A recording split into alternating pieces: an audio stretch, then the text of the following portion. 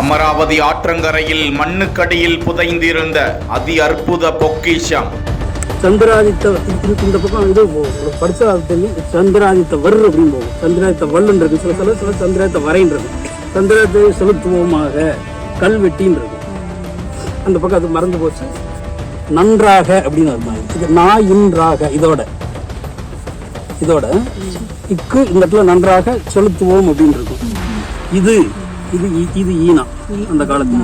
இது பன்மாகேஸ்வர ரக்ஷை அப்படின்னு முடியும். அந்த பன்மாகேஸ்வர ரக்ஷை அதோட கல்வெட்டு முடியுதுன்னு அர்த்தம்.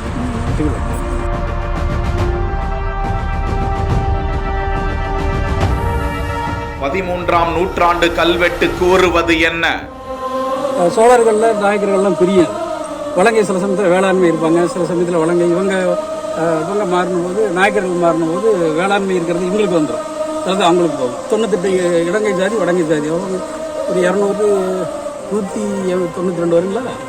196 ஜாதி மொத்தம். அந்த மாதிரி அவங்க எல்லாம் சேர்ந்து திண்டுக்கல் மாவட்டம் பழனி அருகே கொழுமம் வீர சோழீஸ்வரர் சிவன் கோவில் மற்றும் அதன் சுற்றுவட்டாரத்தில் பழனி ஆண்டவர் மகளிர் கலை கல்லூரி தமிழ்துறை மாணவிகள் அப்பகுதியில் திறன் மேலாண்மை கள ஆய்வு மேற்கொண்டனர். தொல்லியல் ஆய்வாளர் நாராயணமூர்த்தி வழிகாட்டுதலில் பேராசிரியர் பெருமக்கள் முன்னிலையில் மாணவிகள் செய்த ஆய்வில் அமராவதி ஆற்றங்கரை அருகே மண்ணுக்கடியில் புதைந்திருந்த இந்த கல்வெட்டு மீட்கப்பட்டு கோவில் தோப்பு வளாகத்தில் தற்போது அந்த கல்வெட்டுக்கள் வைக்கப்பட்டுள்ளன. கோவில் அதிஷ்டானத்துக்குரிய குமுத பகுதியில் மொத்தம் 5 வரிகளில் இந்த கல்வெட்டு பொறிக்கப்பட்டுள்ளது.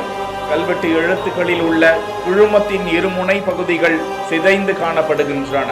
இக்கல்வெட்டு கொங்கு சோழ மன்னர் 3ஆம் விக்கிரம சோழரின் 2ஆம் ஆட்சி ஆண்டில் கிபி 1275ஆம் ஆண்டுகளில் பொறிக்கப்பட்டுள்ளதாக தகவலை வெளியிட்டிருக்கிறார்கள்.